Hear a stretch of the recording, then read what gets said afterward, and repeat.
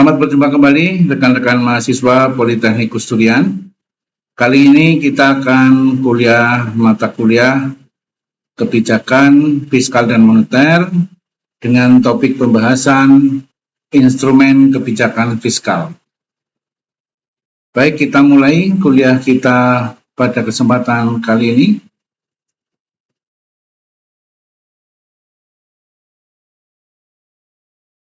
Kita review sedikit dulu mengenai pengertian kebijakan fiskal. Menurut OJK atau Otoritas Jasa Keuangan, kebijakan fiskal adalah kebijakan tentang penerimaan lain, pajak, utang piutang, berikut pengeluaran pemerintah dengan maksud dan tujuan tertentu seperti keseimbangan moneter, menunjang kestabilan ekonomi, perluasan peluang kerja, dan pembangunan ekonomi. Jadi, kebijakan fiskal adalah kebijakan pemerintah yang bertujuan menjaga pemasukan serta pengeluaran negara supaya ekonomi tumbuh dan stabil. Menurut situs fiskal.kemenkeu.go.id, peran kebijakan fiskal adalah memastikan konsumsi terus meningkat, belanja negara dan investasi juga tumbuh dengan sehat.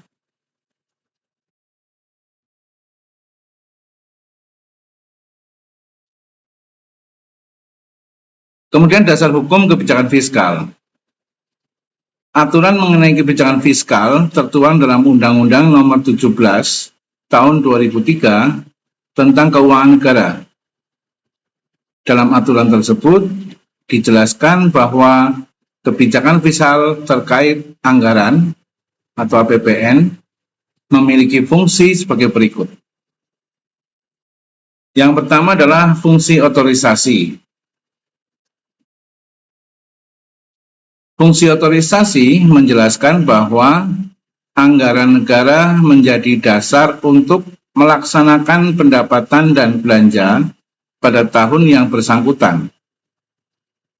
Pernyataan tersebut sesuai dengan Undang-Undang Dasar 1945 Pasal 23 Ayat 1 yang berbunyi, anggaran pendapatan dan belanja negara ditetapkan setiap tahun.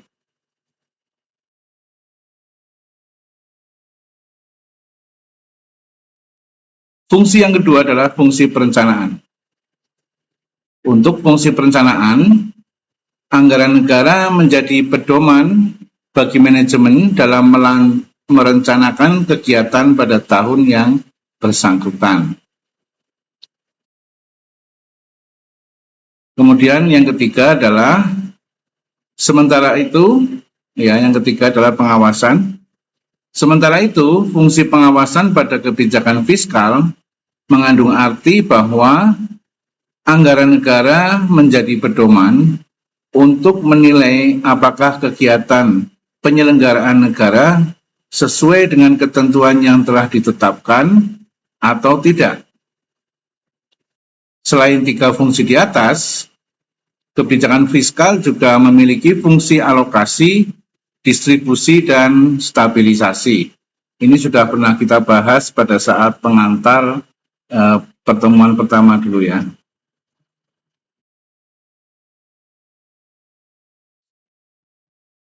Kemudian kita bicara tentang instrumen kebijakan fiskal.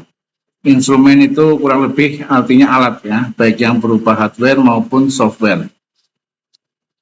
Software itu termasuk kebijakan-kebijakan dan aturan-aturan. Sektor-sektor perekonomian yang masuk ke dalam instrumen kebijakan fiskal adalah sebagai berikut. Yang pertama adalah pajak. Instrumen kebijakan fiskal yang pertama adalah pajak dari seluruh sektor domestik dan luar negeri. Demi mencapai tujuan kebijakan fiskal, pemerintah dapat memanipulasi pajak dalam bentuk pengurangan, penambahan, penundaan, sampai peniadaan. Jadi meskipun pajak adalah instrumen yang penting dalam kebijakan fiskal, tapi pemerintah punya otoritas untuk memanipulasi dalam pengertian yang positif ya. Dalam kondisi tertentu, pemerintah bisa memberikan pengurangan pajak atau bahkan penambahan, juga bisa penundaan atau sampai kepada penghapusan atau peniadaan pajak. Itu adalah kebijakan-kebijakan fiskal yang terkait pajak. Masih terkait pajak, berdasarkan pasal 1 angka 1 Undang-Undang nomor 28 tahun 2007 tentang ketentuan umum dan tata cara perpajakan atau KUP, pajak adalah kontribusi wajib kepada negara yang terutang oleh orang pribadi atau badan yang bersifat memaksa berdasarkan undang-undang dengan tidak mendapatkan imbalan secara langsung dan digunakan untuk keperluan negara bagi sebesar-besarnya kemakmuran rakyat. Jadi yang perlu dipahami dari prinsip pajak ini adalah bahwa seseorang, perorangan maupun lembaga yang hidup di negara Indonesia di bawah naungan pemerintahan Indonesia itu adalah sebagai wajib pajak atau disebut sebagai penghutang pajak. Kenapa disebut penghutang pajak? Karena laporan pajak dan setoran pajak dilakukan di akhir tahun atau bahkan di awal tahun sesudahnya. Sehingga dalam keseharian kita statusnya adalah hutang pajak kepada pemerintah. Ya, ini mungkin yang masih kadang-kadang kita jadi bingung. Makanya pada saat kita mendapatkan tagihan pajak itu bentuknya adalah SPPT ya. Surat pemberitahuan pajak terhutang. Kadang-kadang kita mikir, kita nggak pernah hutang, kok tahu-tahu ditagih hutang pajak. Gitu ya. Karena kita sudah hidup di Indonesia, menikmati fasilitas dari negara, ya, kemudian kita wajib membayar pajak di akhir tahun atau di awal tahun sesudahnya. Itu makanya disebut dengan hutang pajak. Dari pengertian di atas dapat disimpulkan jika pajak merupakan kontribusi yang harus dilaksanakan wajib pajak. Namun, siapakah wajib pajak itu? Pasal 1 angka 2 Undang-Undang KUP menjelaskan bahwa wajib pajak adalah orang pribadi atau badan, meliputi pembayar pajak, pemotong pajak, dan pemungut pajak yang mempunyai hak dan kewajiban perpajakan sesuai dengan ketentuan peraturan perundang-undangan perpajakan.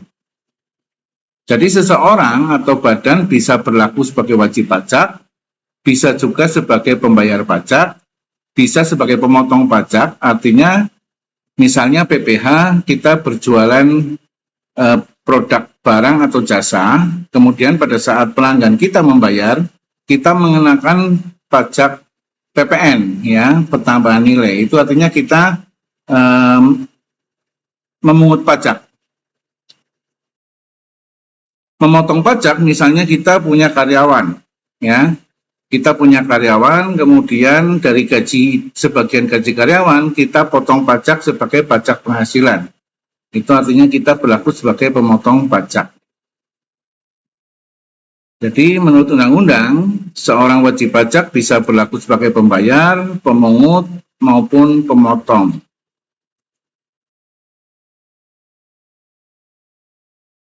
Pengertian pajak di atas juga menekankan bahwa kontribusi wajib tersebut bersifat memaksa bagi seluruh warga negara. Namun, perlu diingat juga bahwa tidak semua warga negara diharuskan untuk membayar pajak. Ya, di dalam undang-undang yang wajib dikenakan pajak itu ada aturannya. Untuk PPH misalnya adalah orang-orang atau badan yang sudah mencapai batas pengenaan pajak. Sementara para pakar menyatakan terdapat ilmu pengertian pajak, yakni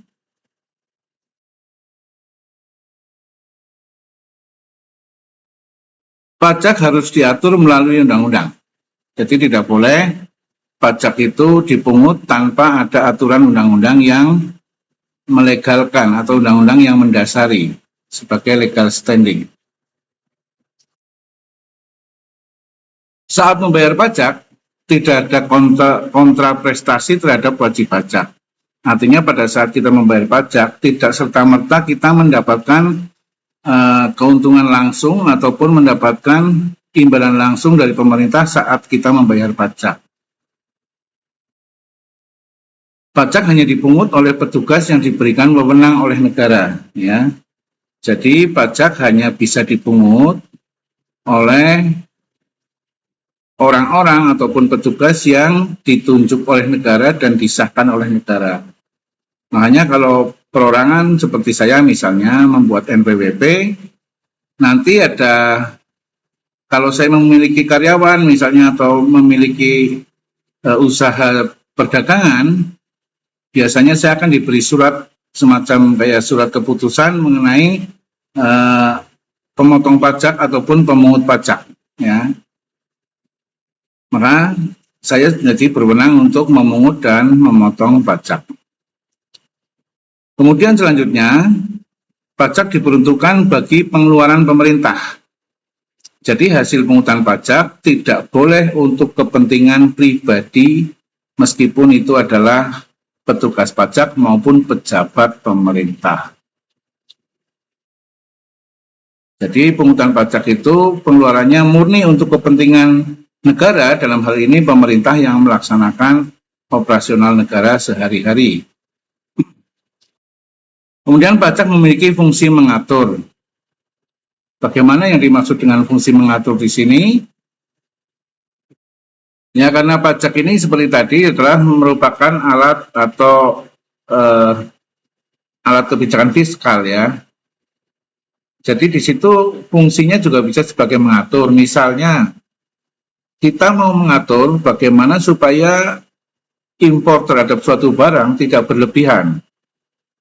Makanya kita bisa mengenakan pajak impor yang tinggi kepada produk atau barang yang dimaksud. Sebaliknya, apabila kita menghendaki banyak produk domestik yang harus keluar sebagai komoditi ekspor, untuk bisa bersaing di pasaran internasional, biasanya pemerintah akan memberikan kebijakan pengaturan pajak, misalnya direndahkan atau bahkan dinihilkan sama sekali. Itulah fungsi pajak sebagai pengatur atau fungsi mengatur. Kemudian fungsi pajak, setelah memahami apa itu pajak, saatnya kita membahas 4 fungsi pajak yang telah disinggung di atas, yang antara lain sebagai berikut. Yang pertama adalah sebagai fungsi anggaran.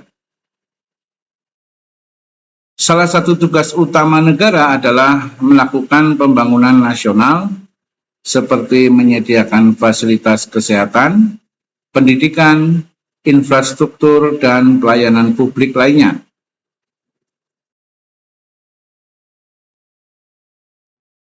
Namun dari mana negara memperoleh pemasukan untuk membiayai sekian pengeluaran tersebut? Nah, salah satu penyumbang terbesar pemasukan negara adalah pajak. Di Indonesia, pajak merupakan kontributor terbesar pendapatan negara. Pada APBN tahun 2017 misalnya, kontribusi pajak terhadap pemasukan dan belanja negara mencapai 83% atau setara dengan 1.283,6 triliun. Tentunya di tahun-tahun berikutnya diharapkan terus meningkat. Kemudian fungsi yang kedua adalah fungsi mengatur. Seperti tadi sudah saya uraikan sedikit tentang fungsi pajak sebagai fungsi pengatur. Fungsi pajak satu ini mencerminkan kebijakan perekonomian suatu negara. Salah satu contohnya adalah kebijakan tarif PPh final 0,5% yang diatur melalui PP nomor 23 tahun 2018. PPh final ini biasanya dikenakan kepada para pelaku bisnis yang masih memiliki omset yang belum terlalu besar atau kita biasa disebut dengan UMKM.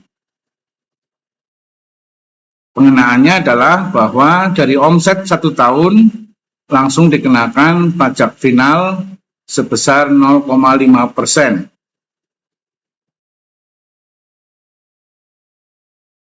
Melalui kebijakan ini, pemerintah berkeinginan mengurangi beban pajak pelaku UMKM, sekaligus menarik minat pelaku UMKM untuk masuk dalam sistem perpajakan. Ya, seperti kita ketahui, mungkin masih banyak UMKM, khususnya yang mikro, yang masih belum mempunyai NPWP, sehingga dia belum terlibat dalam urusan setoran pajak. Yang ketiga adalah fungsi stabilitas. Pajak juga memiliki fungsi stabilitas yang memainkan peranan penting dalam keseimbangan perekonomian suatu negara, seperti mengatasi inflasi maupun deflasi. Salah satu contoh fungsi stabilitas terlihat ketika nilai tukar rupiah mengalami penurunan terhadap dolar Amerika Serikat.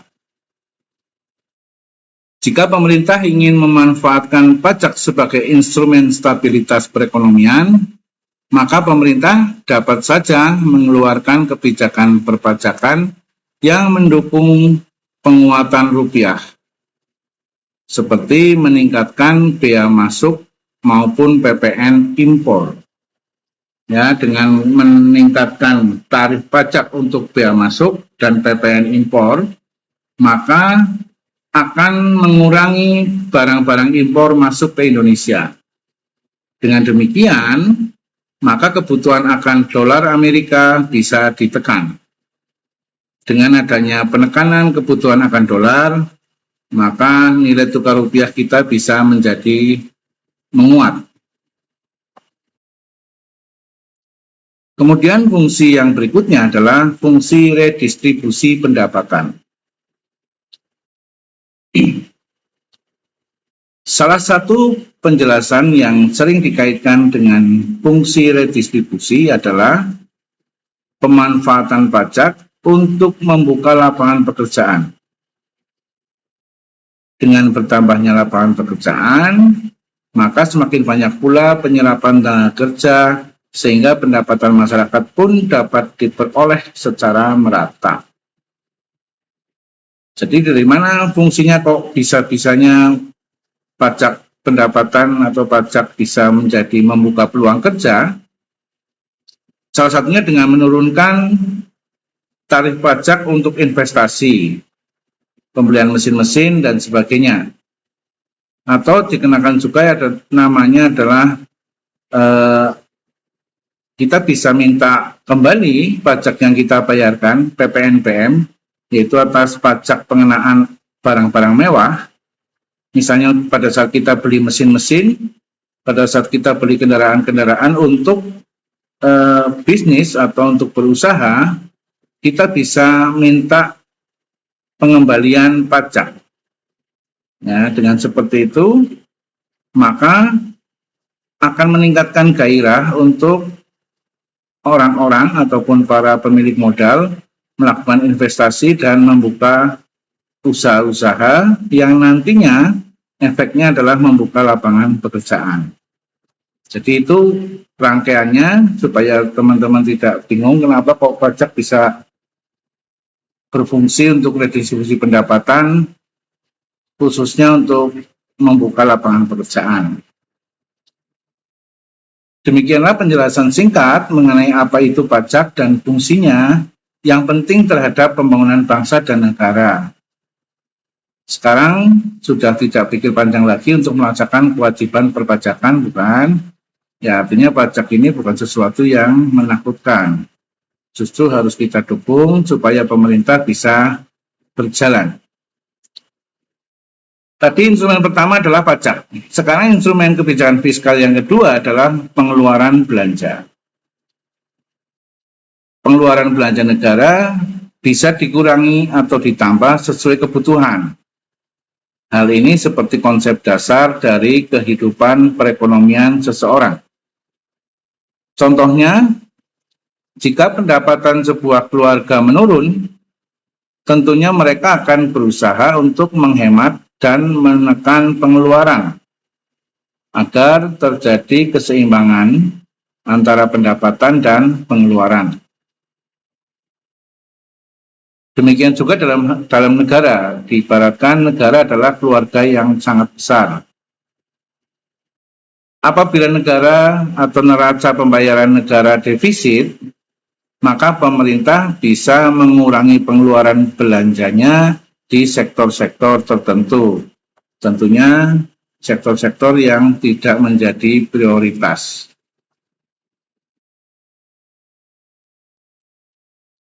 Adapun jenis-jenis belanja pemerintah pusat sebagai berikut. Yang pertama adalah pengeluaran rutin. Kita pernah bahas ini ya dalam mata kuliah perekonomian negara.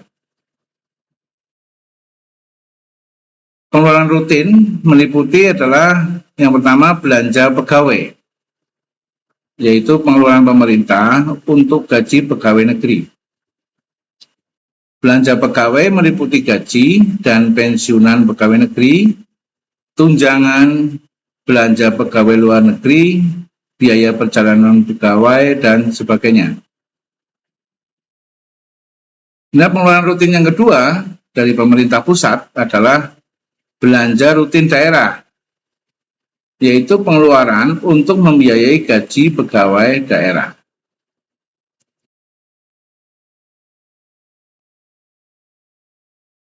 Yang ketiga, pengeluaran rutin dari pemerintah pusat adalah belanja barang, yaitu pengeluaran pemerintah untuk membeli peralatan atau perlengkapan yang digunakan untuk kegiatan pemerintah. Belanja barang terdiri atas belanja barang dalam negeri dan belanja barang luar negeri atau impor. Pengeluaran pemerintah pusat yang keempat adalah bunga dan cicilan utang, yaitu pengeluaran untuk membayar bunga dan cicilan dari pinjaman pokok.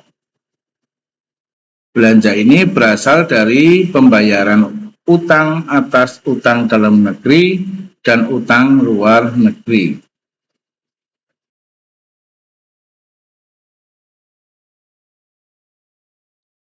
Pengeluaran selanjutnya adalah subsidi, yaitu pengeluaran negara untuk subsidi BBM dan non-BBM seperti listrik, pangan, dan pinjaman kredit.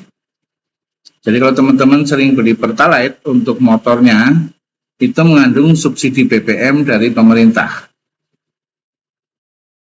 Dan misalnya teman-teman masih menggunakan listrik yang berdaya di bawah 900 watt di rumah, itu juga tarif listriknya masih mengandung subsidi dari pemerintah. Subsidi pangan, seperti kita lihat akhir-akhir ini, ya, sering dibagi bansos beras, itu adalah subsidi pangan. Termasuk pengendalian harga sembako itu adalah subsidi pangan. Meskipun saat ini harga sembako lagi tidak bersahabat, ya, lagi mahal-mahal. Dan pinjaman kredit. Kalau teman-teman mungkin ada yang mengenal namanya KUR, kredit usaha rakyat, dengan tingkat bunga yang cukup rendah, itu adalah tingkat bunga yang sudah mengandung subsidi pemerintah. KUR saat ini ditetapkan bunganya berkisar antara 6%.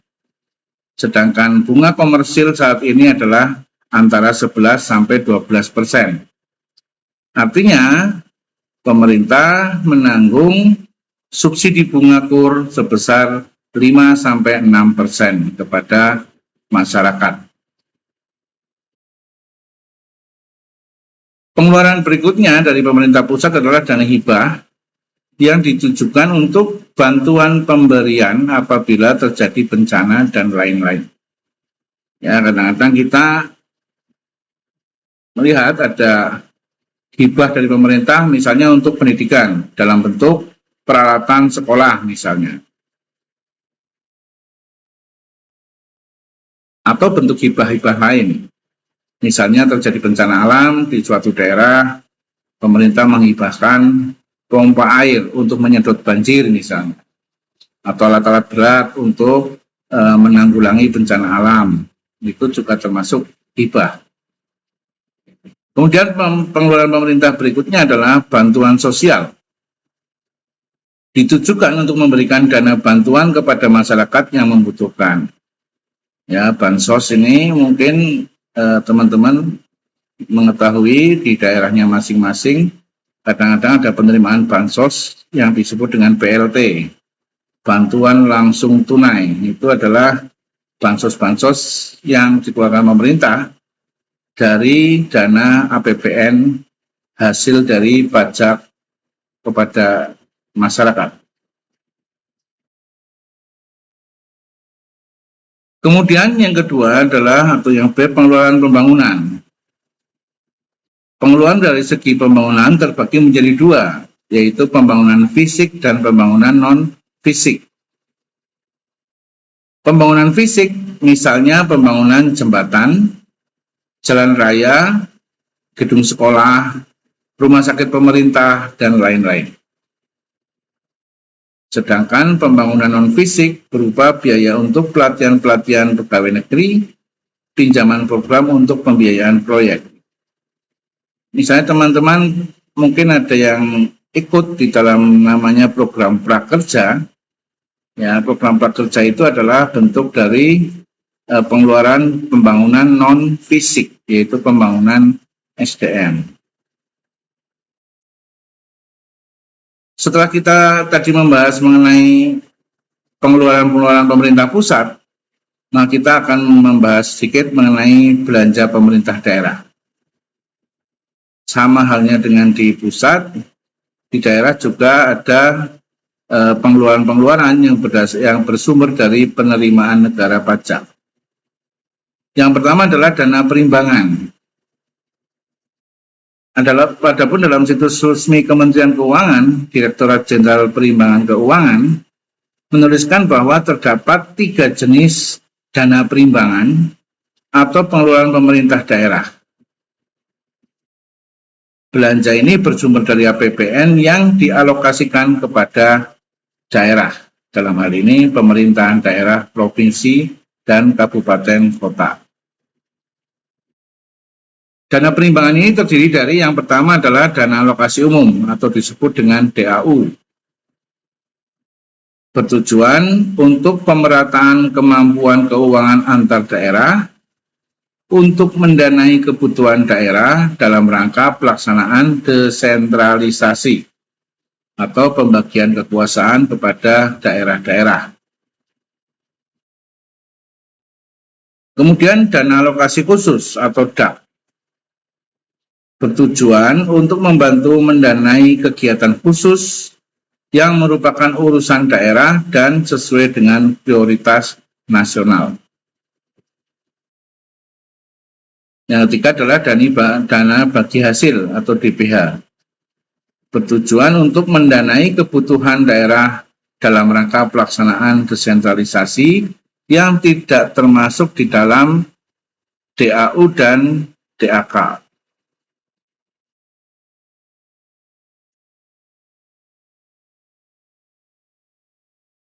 Terdapat pula dana otonomi khusus dan penyesuaian yang terdiri atas belanja aparatur daerah, belanja pelayanan publik, belanja bagi hasil dan bantuan keuangan, serta belanja tidak tersangka. Belanja tidak tersangka artinya tidak terduga ya, non-budgeter, tidak dianggarkan sebelumnya. Biasanya ini untuk kasus-kasus bencana alam dan sebagainya. Kemudian yang B adalah dana otonomi khusus dan penyesuaian. Adapun yang termasuk di dalamnya adalah yang pertama belanja aparatur daerah. Belanja aparatur daerah yaitu belanja yang terdiri atas A. Belanja administrasi umum terdiri atas belanja pegawai, belanja barang dan jasa, dan belanja perjalanan dinas daerah.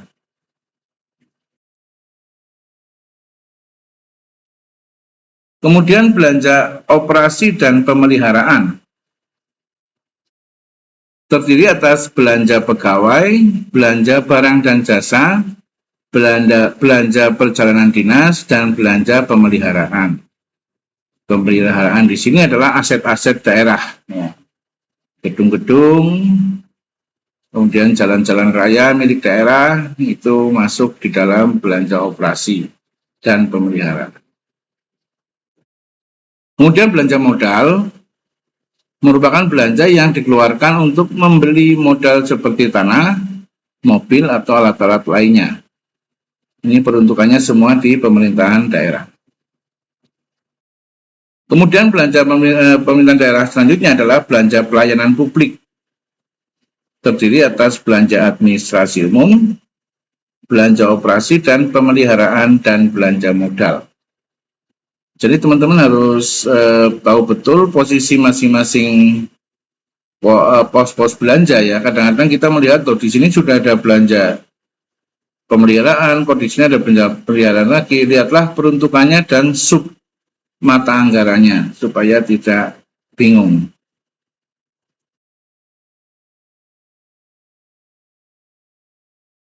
Kemudian belanja bagi hasil dan bantuan keuangan terdiri atas bagi hasil pajak ke desa atau kelurahan, bagi hasil pajak restitusi ke desa atau kelurahan, dan belanja bagi hasil pendapatan lainnya ke desa atau kelurahan. Contoh konkretnya adalah bahwa kelurahan atau desa itu berhak mendapatkan bagi hasil atas pungutan pajak bumi dan bangunan. Ya, pajak PBB yang harus dibayar oleh setiap masyarakat yang memiliki aset tanah dan bangunan atau tanah saja yang dipungut melalui pemerintahan desa atau kelurahan, maka atas pungutan itu pemerintahan desa atau kelurahan berhak mendapatkan imbalan berupa bagi hasil. Ya, dan ini legal dan biasanya masuk ke dalam pendapatan desa atau kelurahan. Kemudian belanja tidak tersangka atau disebut dengan dana darurat. Ditujukan untuk pengeluaran yang tidak diperkirakan sebelumnya selama tahun anggaran. Misalnya seperti biaya hibah, bantuan dalam bencana alam, dan lain-lain.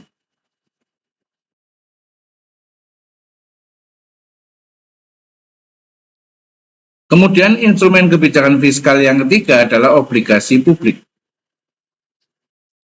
Instrumen kebijakan fiskal yang ketiga adalah penerbitan obligasi atau surat utang bagi warga negara. Berbeda dengan utang luar negeri, obligasi publik memiliki campur atau memiliki kupon rate ya, atau bonus komisi saat pemerintah mengembalikan pinjaman ke masyarakat. Jadi penerimaan pemerintah selain pajak, salah satunya adalah pinjaman kepada masyarakat. Artinya masyarakat yang meminjamkan uang mereka kepada pemerintah. Dalam bentuk apa? Dalam bentuk obligasi publik. Ya, salah satunya misalnya kalau teman-teman mungkin sering mendengar istilahnya SUN, surat utang negara, gitu ya. Atau sukuk.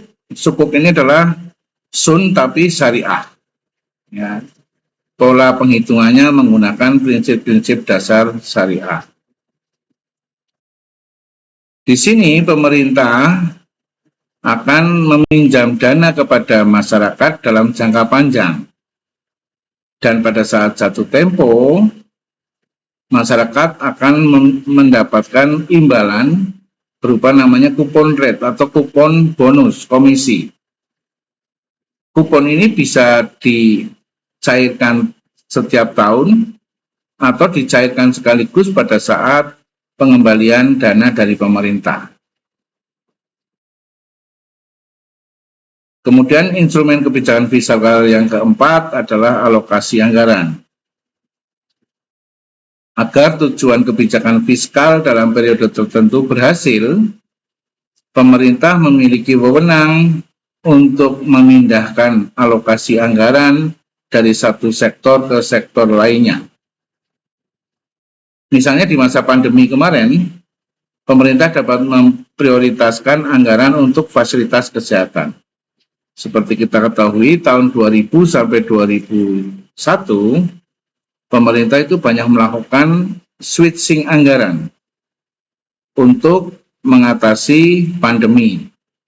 Ya, jadi banyak anggaran-anggaran yang dipindah kepada anggaran penanggulangan pandemi COVID 2019.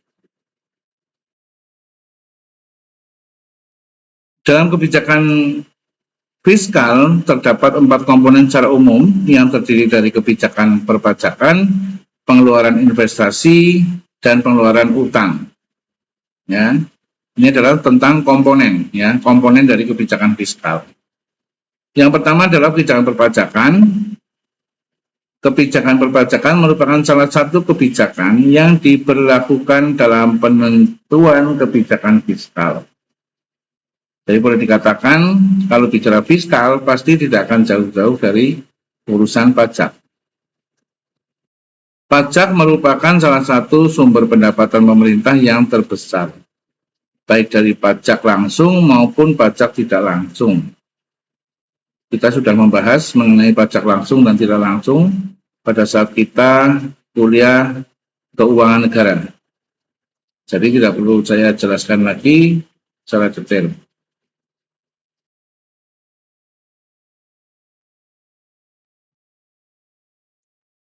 Penetapan kebijakan ini bertujuan menjaga pajak progresif melalui keputusan pemberlakuan pajak. Menaikkan tarif pajak dapat mengurangi daya beli masyarakat terhadap barang jasa dan berimbas pada penurunan produksi dan investasi. Jadi tidak mudah atau tidak gampang pemerintah untuk menaikkan pajak karena imbasnya akan banyak sekali atau kemana-mana, ya. Imbasnya pasti nanti akan inflasi, kenaikan harga, pelesuan ekonomi dan sebagainya. Ini adalah resiko-resiko yang cukup besar bagi pemerintah apabila ingin menaikkan pajak.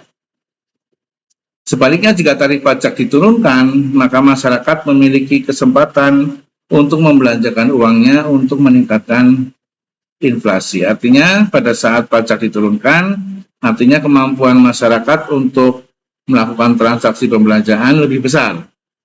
Dengan adanya kemampuan pembelanjaannya lebih besar, maka kebutuhan akan barang dan jasa akan meningkat. Dengan adanya peningkatan permintaan terhadap barang dan jasa, ini tentu sesuai dengan hukum permintaan dan penawaran, barang menjadi naik. Kemudian yang kedua adalah kebijakan pengeluaran. Komponen yang kedua.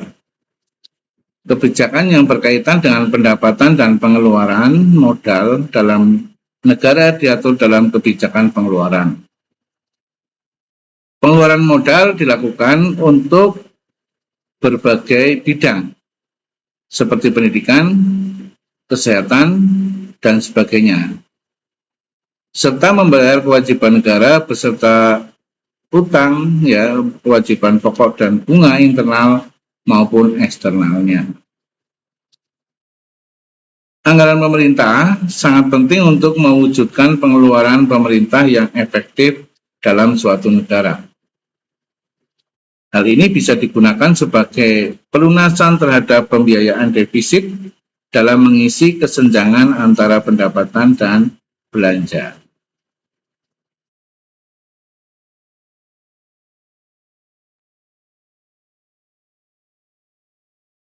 Kemudian kebijakan investasi dan disinvestasi. Ini adalah komponen kebijakan fiskal yang ketiga. Agar pertumbuhan ekonomi berada dalam keseimbangan, maka optimalisasi investasi harus ditingkatkan. Pada beberapa tahun belakangan ini, arus modal internasional semakin meningkat dan memberikan dampak yang cukup besar. Melalui arus modal internasional, ekonomi domestik dapat diintegrasikan secara baik dengan ekonomi global. Artinya, semakin banyak arus uang masuk ke dalam negeri, kita juga harus, para pemain domestik atau para masyarakat yang berbisnis secara domestik harus bisa menyesuaikan atau menyelaraskan dengan arus dana luar negeri yang masuk cukup besar. Kemudian komponen yang keempat adalah pengelolaan hutang atau surplus. Apabila pendapatan yang diterima oleh pemerintah lebih besar daripada anggaran yang dihabiskan, maka negara tersebut mengalami surplus, artinya surplus anggaran. Namun jika terjadi kondisi sebaliknya, maka negara tersebut mengalami defisit atau kerugian. Pembiayaan terhadap defisit atau kerugian dilakukan dengan melakukan pinjaman dari pihak asing atau dengan mencetak uang. Ini sama-sama berisiko. Pinjaman dari pihak asing tentunya harus membayar bunga yang cukup besar. Sedangkan mencetak uang artinya akan menurunkan nilai uang di masyarakat. Nilai uang menjadi berharga atau tinggi apabila jumlah yang beredar itu sedikit. Ya, kembali kepada hukum penawaran dan permintaan, semakin banyak uang beredar di masyarakat, maka nilai uang akan semakin turun. Sedangkan semakin sedikit uang beredar yang ada di masyarakat, maka nilai uang akan naik. Maka dengan itu, kebijakan mencetak uang ini pasti akan berdampak kepada penurunan nilai uang. Ini juga akan berisiko. Risikonya apa? Harga barang menjadi naik atau inflasi.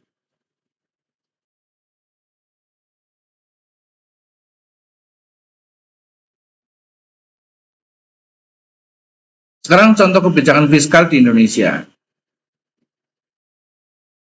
Agar lebih memahami mengenai kebijakan fiskal, simak contoh kebijakan fiskal yang berlaku di Indonesia berikut ini. Yang pertama adalah tax amnesty. Ini teman-teman pasti dalam beberapa tahun yang lalu sangat familiar yang disebut dengan tax amnesty atau pengampunan pajak. Tax amnesty adalah pembebasan pajak berupa pengurangan atau peniadaan dalam kurun waktu tertentu bagi masyarakat yang mau melaporkan seluruh kekayaannya. Jadi, apabila kita memiliki kekayaan pribadi dan itu belum dilaporkan kepada sebagai elemen laporan pajak kita, maka pada saat kita melaporkan itu akan terkena pajak. Nah, kebijakan tax amnesty ini adalah mengurangi pajak terhadap aset-aset yang kita miliki, yang kita laporkan.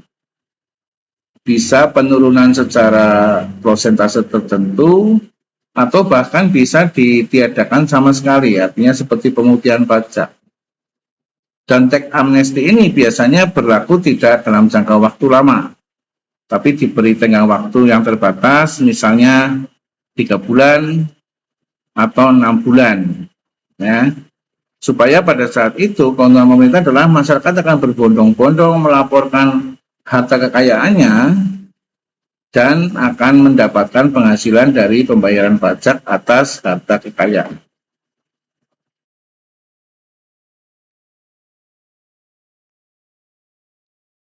Yang kedua adalah contoh kebijakan fiskal di Indonesia adalah subsidi BBM dan gas. Subsidi BBM dan gas merupakan kebijakan fiskal. Tujuan kebijakan fiskal di bidang bahan bakar ini adalah untuk memperlancar mobilitas dan transaksi ekonomi masyarakat.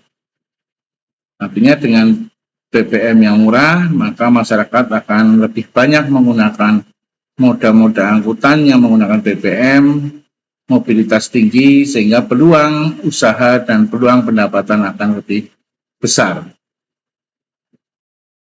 Kemudian kebijakan berikutnya adalah yang ketiga, penetapan harga eceran tertinggi atau HET. penetapan harga jual maksimum untuk barang tertentu yang disebut dengan kebijakan HET. Juga merupakan salah satu contoh penerapan kebijakan fiskal. Umumnya, barang dengan sistem HET diaplikasikan pada obat-obatan dan sembako. Tapi juga berlaku juga untuk barang-barang yang penting yang dibutuhkan oleh masyarakat. Yang paling ketara seperti misalnya semen, ya, ada HET semen. Kenapa semen diterapkan HET? Karena semen dibutuhkan oleh masyarakat banyak dan suplainya terbatas.